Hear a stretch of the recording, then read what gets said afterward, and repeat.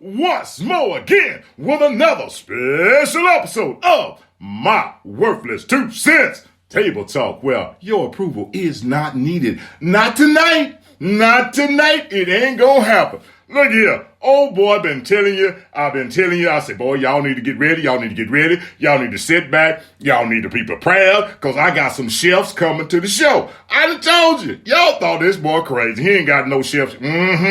Y'all ate last night. You finna eat again tonight. Yeah, you is. So, as I always say, I got somebody that gonna put something in your ear. So, all you gotta do is sit back, relax, put on your headgear. Oh, I got a special old golf coach. I might have did that wrong. Yes. I know it's something like this.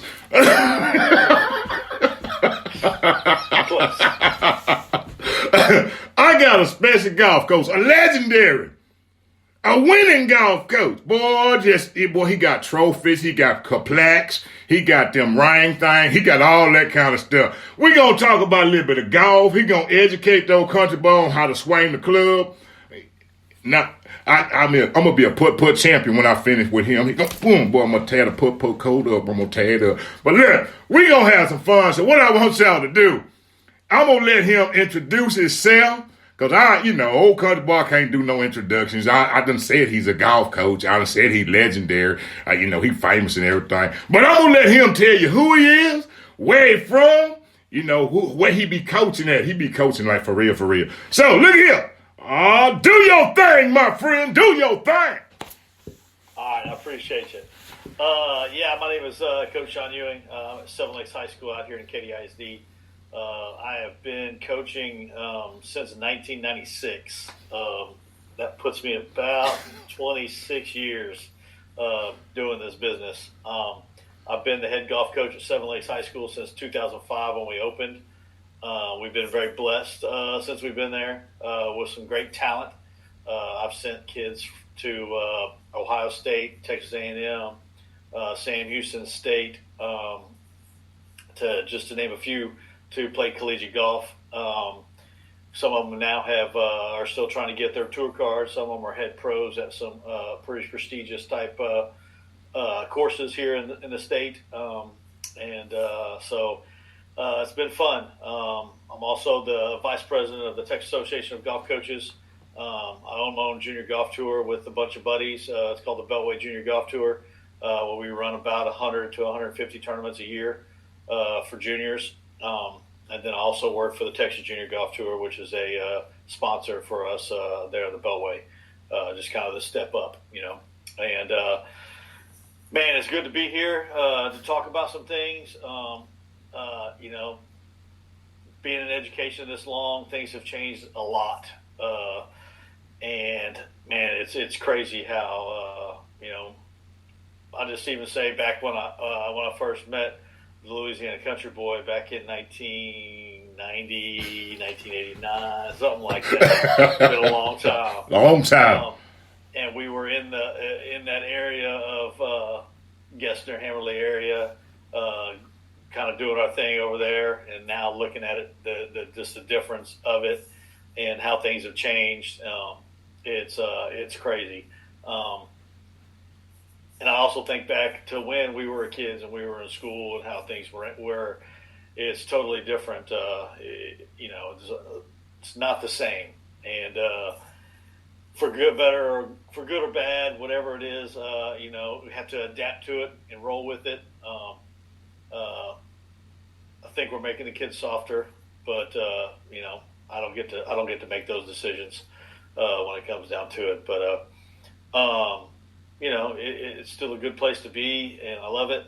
I say I love it. I got 2 more years, and I'm going to quit. So 28 years will be enough. Wow. Yeah. So it's been great. I also get to teach a business class. So I teach marketing and entrepreneurship. So I teach something that kids have to use when they leave high school. I give them some basis of knowledge of how to do some things, and to kind of get them their feet wet on some of that stuff, just so they can have a challenge when they get to college to figure out if that's what they want to do. And so it's been fun. It's been good all the way around. So I love it. Man, that's putting in a lot of years, and I was going to ask you about that. Old country boy don't ask a lot of questions, but every once in a while something pop up in the old brain up here. Man, all the years you put in, can you, and I know you've seen some changes and you've seen some things that have just, from when you started to where we at now.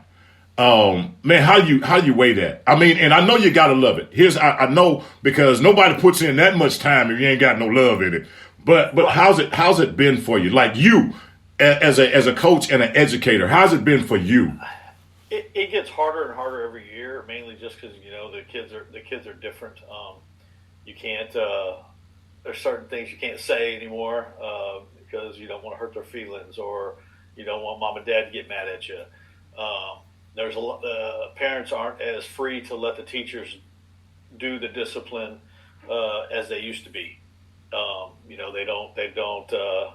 They don't want that harshness for their little baby, and so sometimes I gotta bite my tongue because I'm still that same guy from 1996. Right. That 27-year-old starting out and going, and having that, still having that relationship. I still have relationships. I still talk to all my kids that graduated. I mean, matter of fact, I even talked to a couple of the kids that I coached in 1997 at Spring Oaks Junior High. Wow. They got kids. How about this? They got kids that are in junior high over here in KDISD. Oh wow. And they're playing sports now. And I have then I have, like I said, my kids that are my golfers that I've talked to.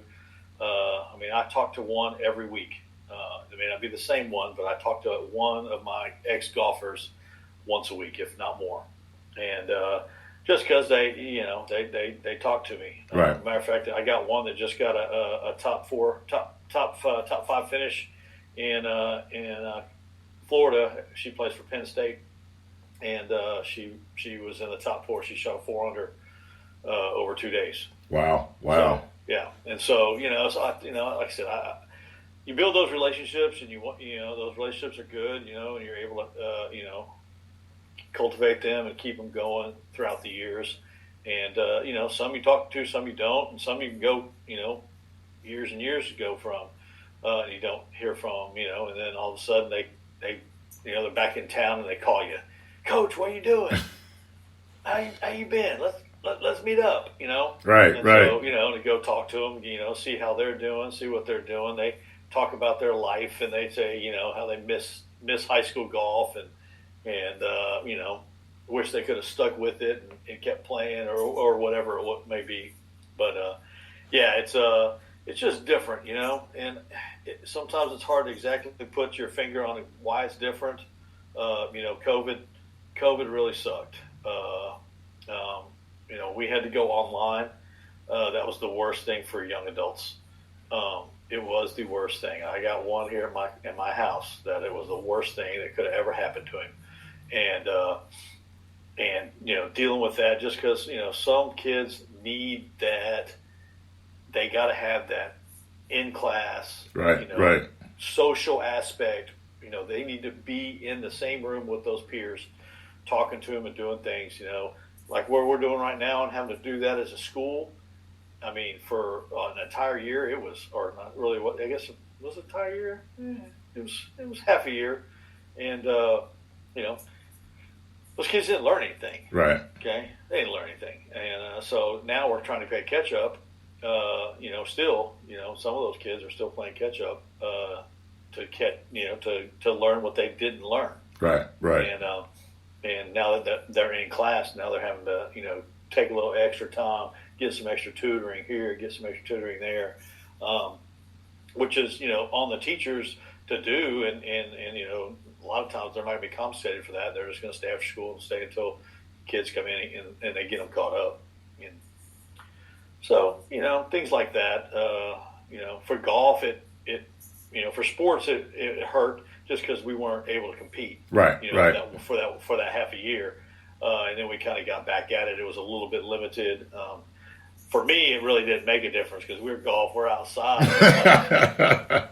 I mean, golf has flourished. I mean, right. the golf courses now, they're making more money than they've ever made in their lives. Yes.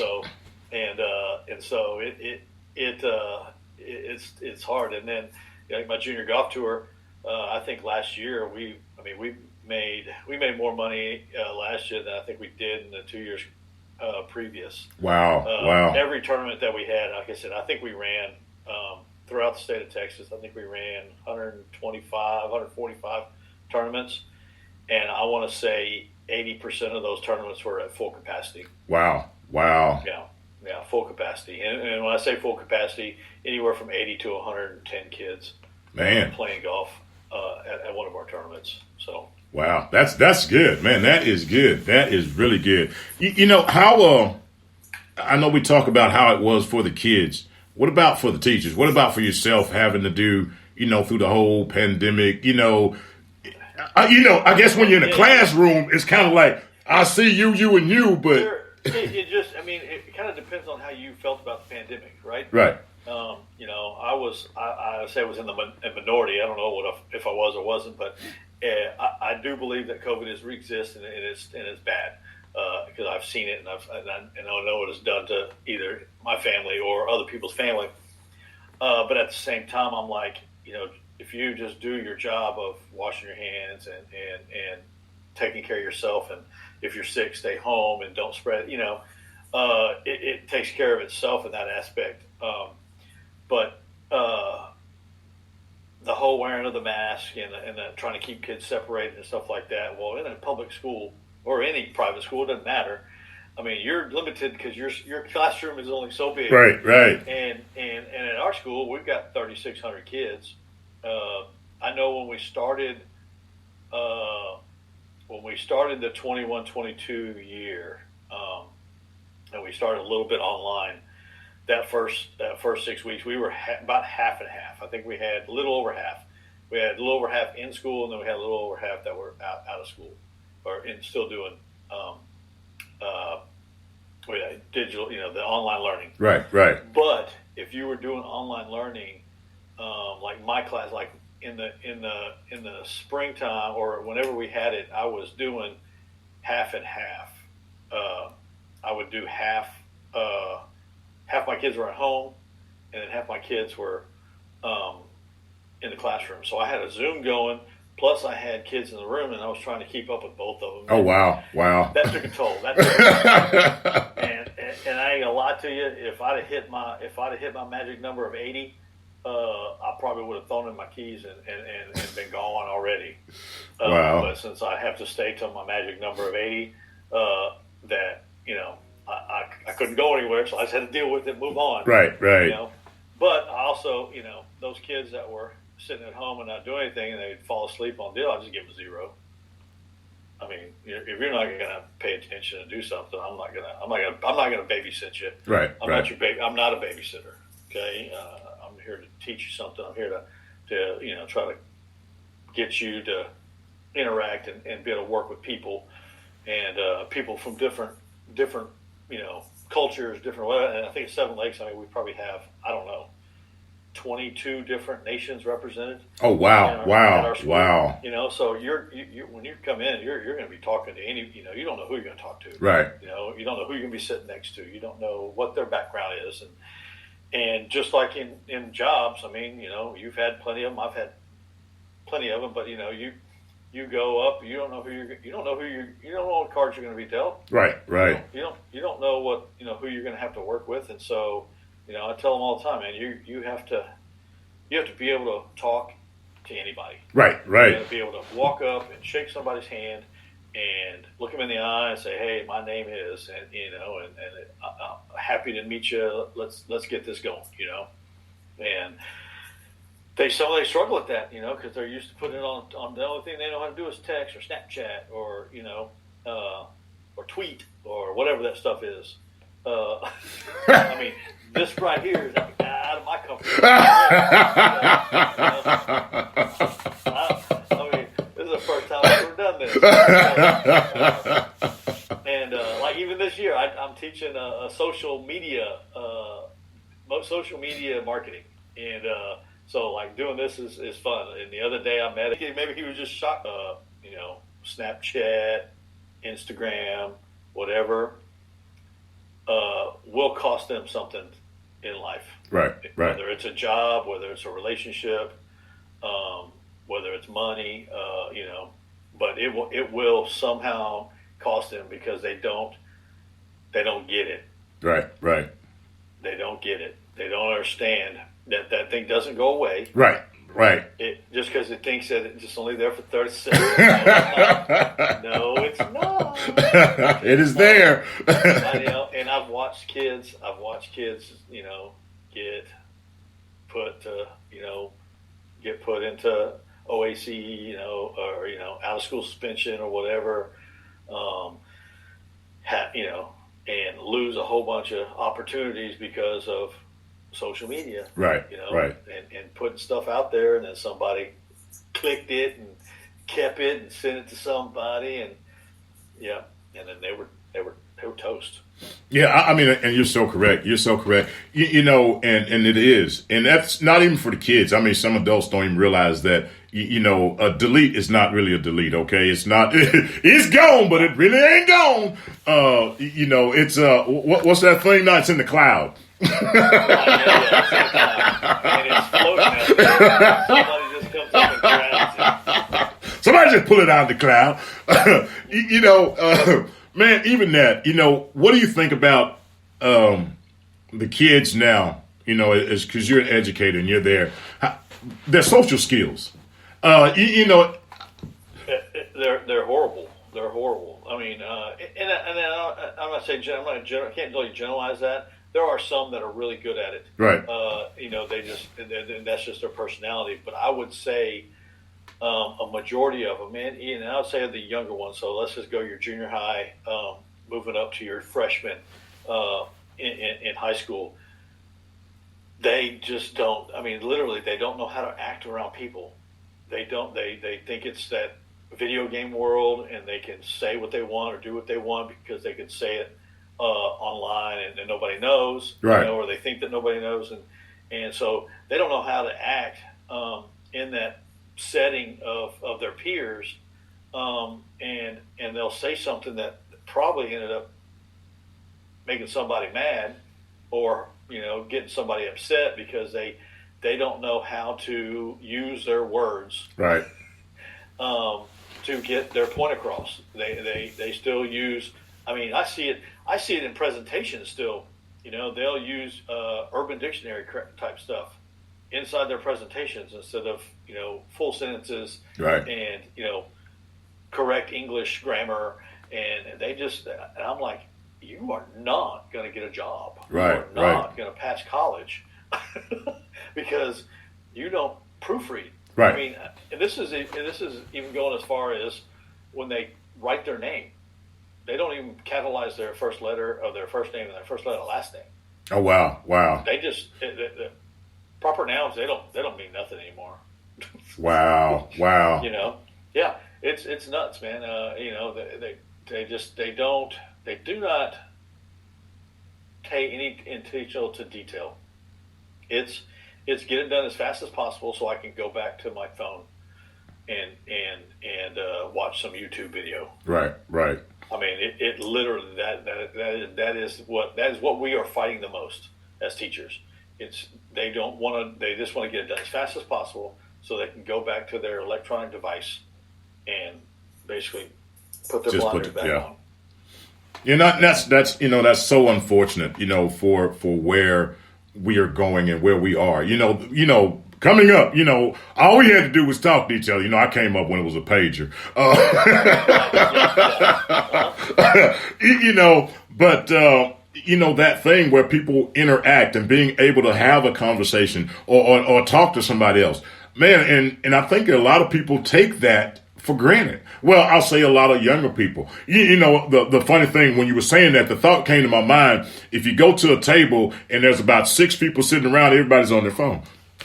Right. I mean, we go on golf trips, and we go to dinner somewhere, and I look down at the table and I go, look at my assistant and I go, we're not even talking. Everyone I'm like this. You know? And I'm like, I just have to say, look, put it away. Right. Go, conversate. You know? And here's the worst part about it. Sometimes they're texting their friend next to them. Right. I'm like, just talk to them. I don't know what to say. So,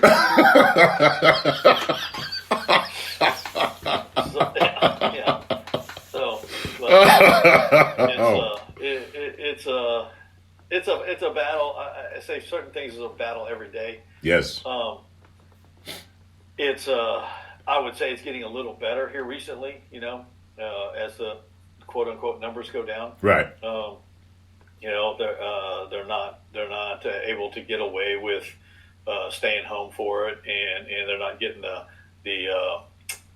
unexcused, the excused absence. Right. So they right. can just stay home and not do their work, and then they come back and then they just got to make it up. It's like they get a 2 or 3 day vacation just because they said they had COVID, even though they didn't. They're kind of getting away from that now, which is good. You know, now they're all in class, which is, you know, that sometimes is a pain in the butt, but at the same time, you want them there because if not, then they can't learn and they can't, you know, don't get the material, and then and then I'm having to work extra too because they were absent, and then I got to make up. You know, when am I going to come in my room? And for me as a coach, I don't have any extra time. I mean, right. The first period, I got morning practice, I got afternoon practice, so I'm not there in the mornings because I'm at the golf course from 6:30 to 8 o'clock, and then I leave at 1:45 and go to the golf course, and then I go home. You know, and so that's 7:15 to 2:35 bell. That doesn't pertain to me. Right. I don't really go by that, and so people trying to come in and do stuff, then it's a little harder for coaches that have the practice, you know, because now you either have to not go to practice, which I'm not going to do, right, or have to, you know, really, you know, finagle stuff to get them to come in and do stuff. So it's better that they're in class, and it's easier on everybody if everybody shows up. Right, you know? right. So. Man, so, you know, and it's great that, you know, you talked about the fact that you stay and your kids are still in contact with you, you know, and I think that goes back to the foundation, you know, to be able to, you poured something into them that was real. And that's kind of like the basis of this is like pouring something in that's real. You know, you gave back, you didn't stop. And that's what you poured into your kids. You didn't just say, hey, you know what? Do what you want to. I'm here for a check. But you actually cared about them, you know, and sometimes you may, you know, and a lot of other teachers and people could be the only ones that give them that you know, and that's so important, man. Well, I mean, and you know the story, you know, back in 2010 when I had a young man in class that was a foster kid and that had been adopted, and you know, his parents at the time, you know, just weren't good people, and at least not for him and his siblings. And you know, it got to a point where he had to leave the home, didn't want to be there anymore, and you know, I did my part to try to get him into other places, and they didn't allow that to happen. So he got to a point where he just wanted to leave. And then it got a sticky situation, and then I did my part of asking, hey, can he come and stay with me? And then, you know, it all worked out to where, yes, they could. And, you know, now he's a, you know, grown man, got a degree, got a wife, got a baby. And, you know, and in the long run, you know, was so moved by what I did and what my family did for him that he ended up taking my name, you know. And so no, that is a you know anomaly. I think doesn't happen all the time, but right. There are so many kids out there that are like him that, you know, if you can just make that little bit of difference to make sure that they make it through that day or they make it through that year and they graduate and they got to get out on their own to where they still have, you know, they have the right tools to to make themselves successful. Right. You know, and they don't become that statistic of, you know, the dropout that, you know, is now only thing they can do is work at, you know, McDonald's or Whataburger. Not that that's a bad thing, but, you know, they didn't further their education. They didn't try to make themselves better, and they just kind of fell into that rut. Right. Of you know, I'm no good. This is the best I can do. When that's not true. Right. You know, it's absolutely not true. You've got the, you know, every one of them got the drive. They just got to be shown how to use it. Right. So. And I applaud you for that, man. I applaud you for it. You know, I've known you a little while, couple of days, and you know, and it's been like that. And to be able to do that, you know, and take that and pour into the youth, man, that is commendable. You know, I know it's not an easy task, you know, because you know you're dealing with 150 different personalities on a daily basis. So I know that it's.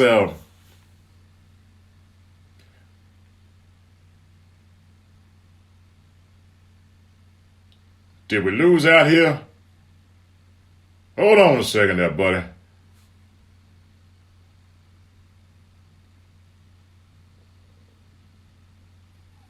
There we go. Look. Okay. That was them 150 different personalities. He said, you ain't finna talk about me.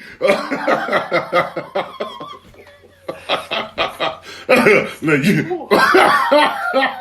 you tell your kids to stop it.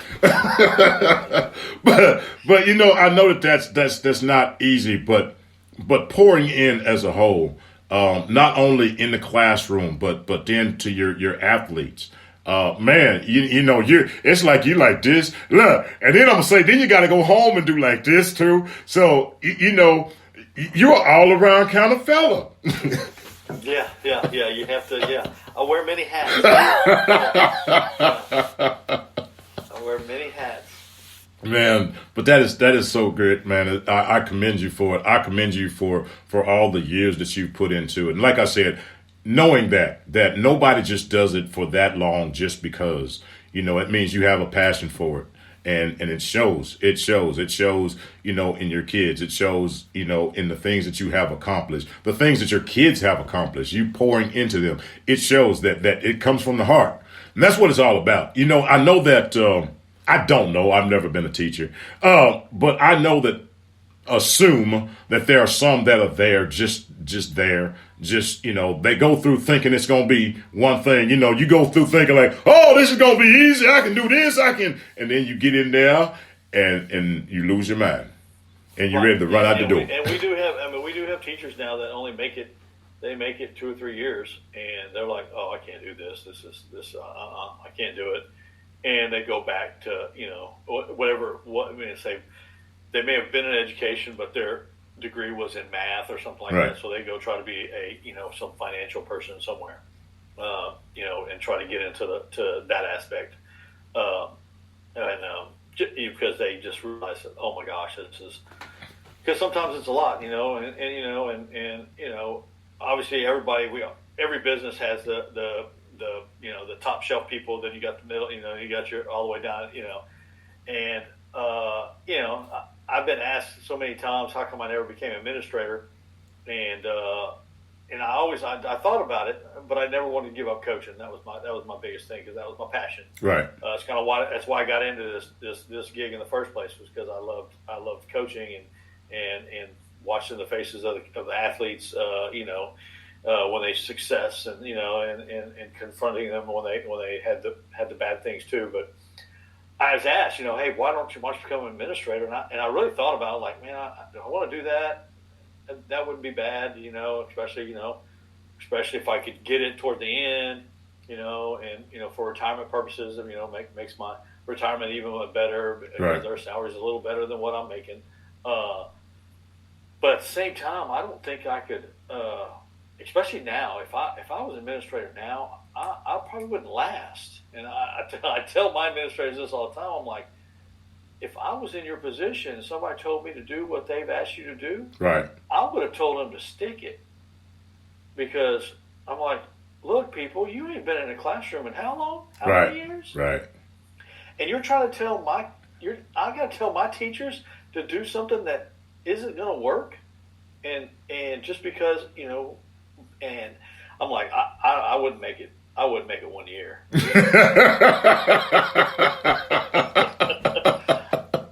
just wouldn't make it. I wouldn't make it. I mean, I have a hard enough time biting my tongue now. And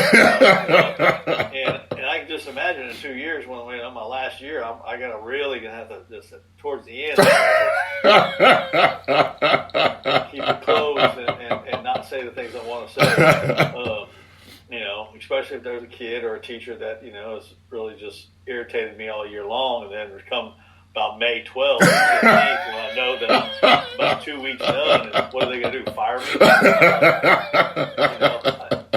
And I go off and tell them exactly how I feel about it. I've had this for 20 years. I've been holding on to this. You're be the one that gets it. Man.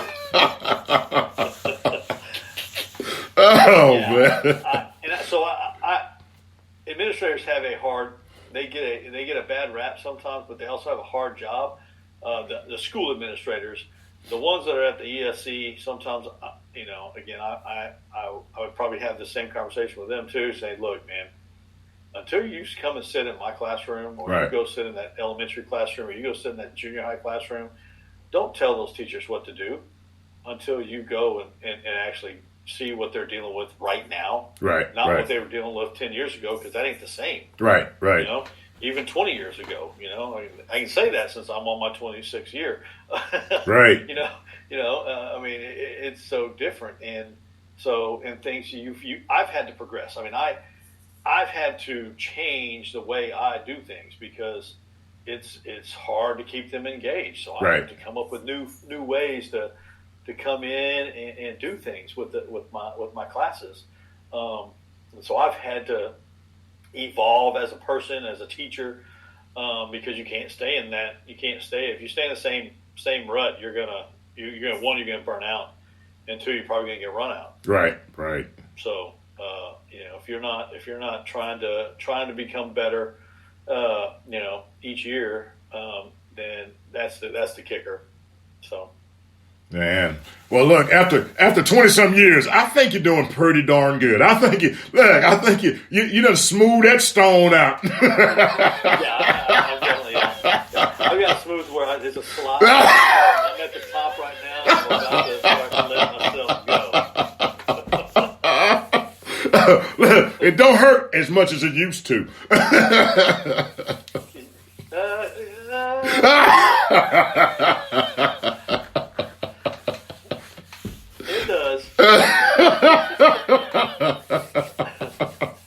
Oh man, look, man. I'm gonna let you before we get out of here.